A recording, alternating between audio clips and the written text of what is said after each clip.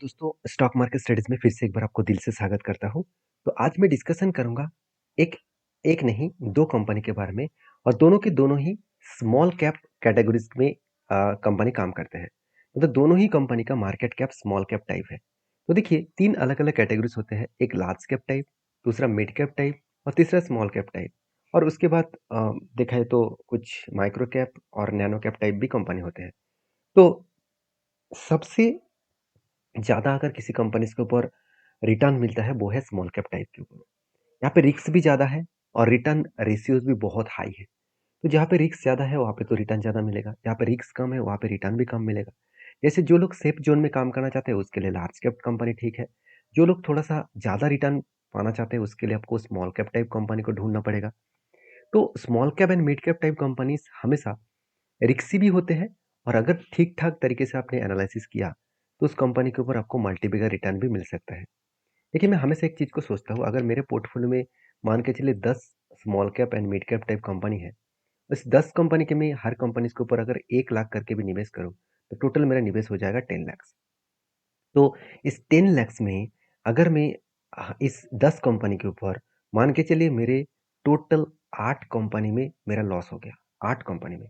तो मेरा 8 कंपनी में लॉस होना मतलब टोटल 8 लाख लॉस हो जाएगा।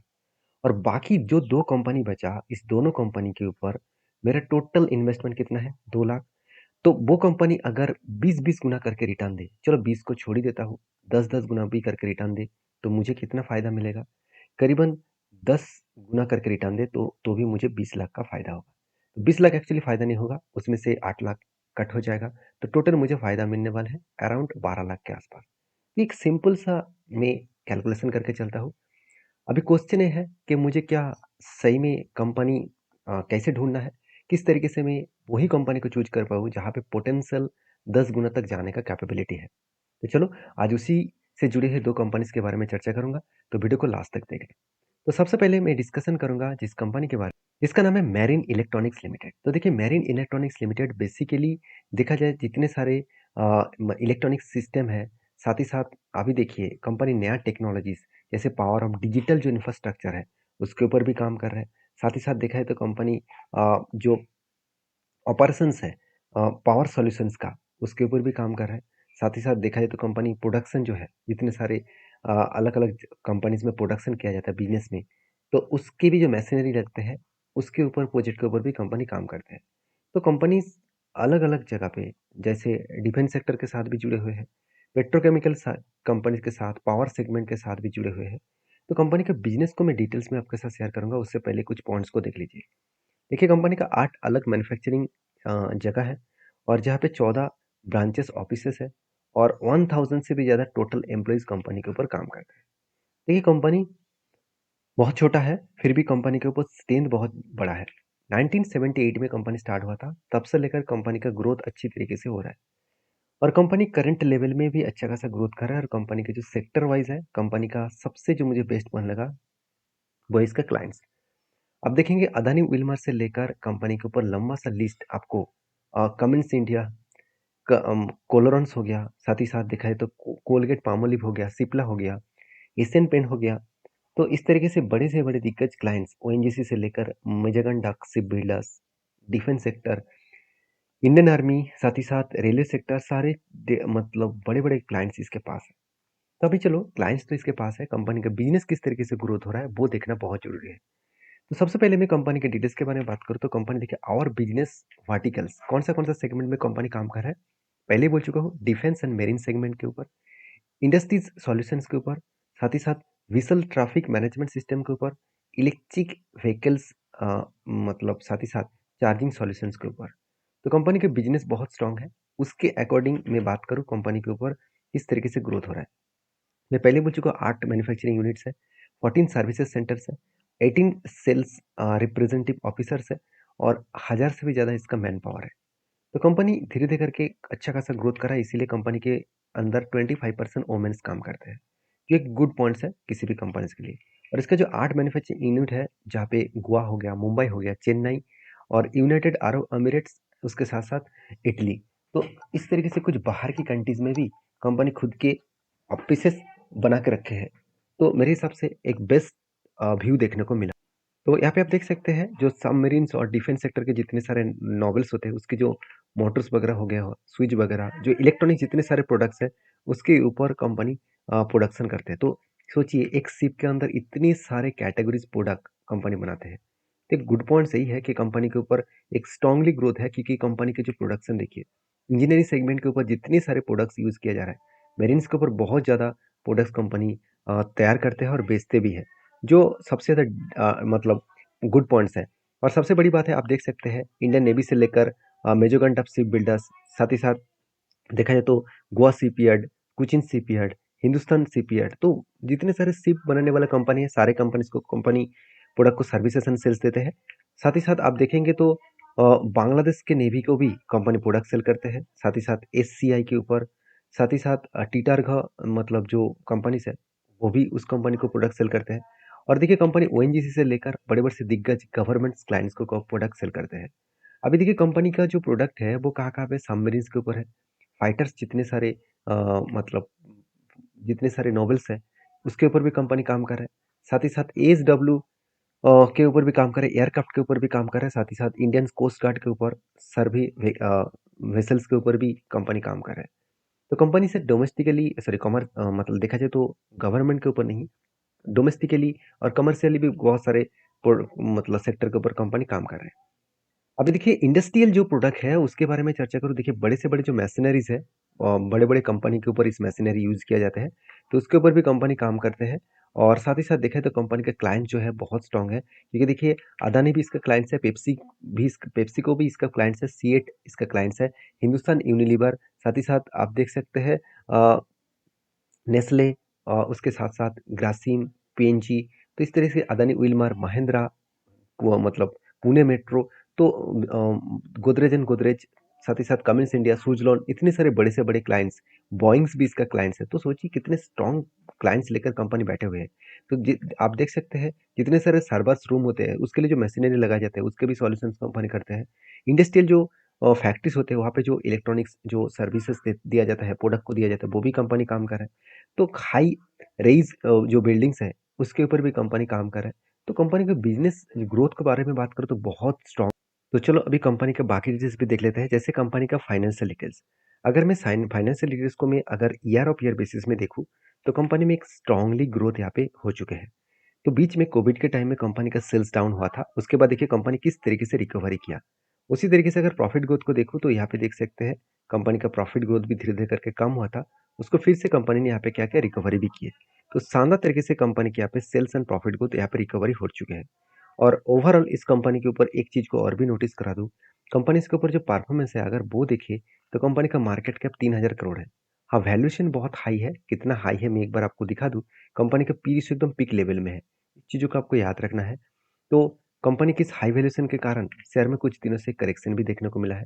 अगर मैं कंपनी के बैलेंस शीट को देखूं तो कंपनी के पास कर्जा एकदम ना के बराबर है। जो कर्जे को वो इजीली मिटा सकता है क्योंकि हाथ में अच्छा खासा रिजर्व भी है, अच्छा खासा फिक्स्ड एसेट भी है। तो ओवरऑल कंपनी के इन्वेस्टर के बारे में बात करूँ तो देखिए पहले कंपनी के ऊपर प्रोमोटर और पब्लिक ही रहते थे। आज धीरे धीरे करके इंस्टीट्यूशन जैसे एफआईएस के पास जीरो होल्डिंग्स था, वो कुछ कुछ क्वांटिटी करके यहाँ पे होल्डिंग्स को बढ़ा रहा है। मतलब कुछ ना कुछ तो पॉजिटिविटी है इस कंपनी के ऊपर, जिसके कारण इंस्टीट्यूशन अभी से धीरे धीरे करके खुद का स्टेक को यहाँ पे इंक्रीज कर रहा है। तो मेरे पॉइंट ऑफ व्यू से मैं बात करूंगा तो कंपनी के ऊपर जब स्टार्टिंग हुआ था तब साल था 2018, तब इस कंपनी का प्राइस था सिर्फ 15 रुपीज के आसपास। और 15 रुपीज से कंपनी का जो जर्नी हुआ लास्ट 5 to 6 ईयर्स में कंपनी 2000% का रिटर्न दे चुके हैं। तो मैं पहले बोल चुका हूँ कि 10 टाइम्स रिटर्न देना इतना मतलब आसान, इतना आसान है, तो उसके लिए आपको कंपनी के ऊपर डीपली रिसर्च करना पड़ेगा। तो और एक अपडेट मैं देना चाहूंगा कि किसी भी कंपनी को ऊपर बाई करने से पहले दो चीजों को याद रखना है कि कभी भी पीक लेवल में बाई नहीं करना है। अगर आपको बाई करना है तो हमेशा करेक्शन लेवल में, मतलब आप देखिए यहाँ से भी पीक लेवल हुआ था और एक करेक्शन हुआ, उसके बाद रिकवरी हुआ। तो यहाँ पे भी कोई भी करेक्शन आपको दिखेगा उसके बाद आपको एक अपॉर्चुनिटी मिल सकता है। तो प्लीज इस कंपनी के ऊपर काम करने से पहले एक बार डीपली रिसर्च करें, उसके बाद काम करें। तो नेक्स्ट जो कंपनी है उसके बारे में बात करूँ, उसका नाम है टिन रबर इंफ्रास्ट्रक्चर लिमिटेड। देखिए टिन्ना रबर इंफ्रास्ट्रक्चर लिमिटेड बेसिकली इस कंपनी के सेक्टर के बारे में बात करूँ, कंपनी देखा जाए तो एक रबर्स कंपनी है, एक प्लांटेशंस एंड प्लांटेशंस प्रोडक्ट के ऊपर कंपनी काम करते हैं। तो कंपनी के अगर ऑफिशियली वेबसाइट में जाओ तो आपको कुछ इस तरीके से डिटेल्स आपको वेबसाइट में देखने को मिलेगा। देखिए इस कंपनी के ऊपर मैं बहुत ज़्यादा पॉजिटिव हूँ। क्यों पॉजिटिव हूँ? कुछ पॉइंट्स मैं आपके साथ शेयर करूँगा। उसके बाद आपको क्लियर हो जाएगा कि मैं क्यों इस कंपनी के ऊपर पॉजिटिव हूँ।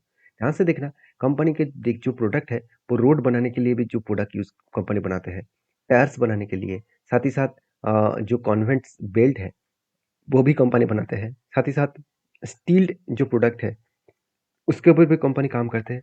मेडिकल जो ड्रॉपर है वो भी कंपनी बनाते हैं। साथ ही साथ जीएम टाइल्स भी कंपनी बनाते हैं। तो और भी देखिए कुछ रबर्स वगैरह, कुछ रबर ट्यूब्स वगैरह सब कुछ कंपनी बनाते हैं।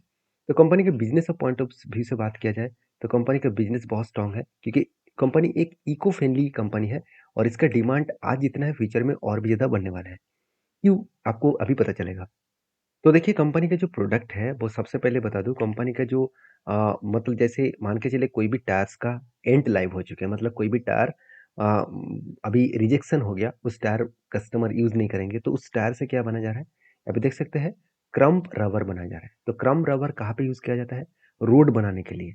तो रोड बनाने के लिए जो क्रम्प रबर यूज किया जा रहा है वो एक्चुअली रिसाइकलिंग करके, तो एक गुड पॉइंट्स है क्योंकि इसका वैल्यूएबल जो एडिशन है वो 400% के आसपास है। जो टोटल वेस्ट ऑफ वेल्थ, मतलब जो वेस्टेज प्रोडक्ट है उसी को कंपनी रीयूज कर रहा है। और देखिए टायर से जो जो सेक्टर के ऊपर कंपनी प्रोडक्ट बना कर दे रहा है आप खुद ही देख सकते हैं। जैसे ऑटोमोबाइल्स रबर पार्ट्स के ऊपर, साथ ही साथ मतलब कन्वेयर बेल्ट्स के ऊपर, साथ ही साथ रोड्स के ऊपर, स्पोर्ट जो ट्रक्स है उसके ऊपर, साथ ही साथ देखा है तो जिम के जो टाइल्स है उसके ऊपर, साथ ही साथ रबर जो पाइप्स है उसके ऊपर, न्यू टायर्स बनाने के लिए भी पुराना टायर्स को यूज किया जाता है। तो सोचिए पूरा का पूरा रिसाइकलिंग के ऊपर कंपनी काम कर रहा है। तो मैं इसीलिए इस कंपनी के ऊपर बहुत ज़्यादा पॉजिटिव हूँ कि वही कंपनी के ऊपर हम लोगों को फोकस रखना चाहिए जिसका डिमांड आज इतना है, फ्यूचर में और भी ज़्यादा बढ़ने वाला है। लेकिन इसका ग्रोथ देखिए, इसका क्वार्टरली ग्रोथ 25% के ऊपर हो रहा है। इसका रेवेन्यूज ग्रोथ 25-23% के आसपास हो रहा है क्वार्टरली।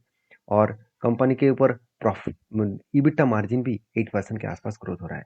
अभी कंपनी कौन सा सेक्टर में ज़्यादा काम कर रहा है? देखिए इंफ्रास्ट्रक्चर जैसे देखा जाए तो रोड कंस्ट्रक्शन में जो टायर से बनाया जा रहा, मतलब टायर से जो प्रोडक्ट कंपनी रिसाइकलिंग कर रहा है तो उसको सबसे ज़्यादा रोड्स में यूज़ किया जा रहा है। तो उस रोड सेगमेंट के ऊपर 45% कंपनी काम कर रहा है। इंडस्ट्रियल के ऊपर कंपनी 28%, साथ ही साथ स्टील के ऊपर कंपनी 18% एंड साथ ही साथ कंज्यूमर के ऊपर 8% के आसपास।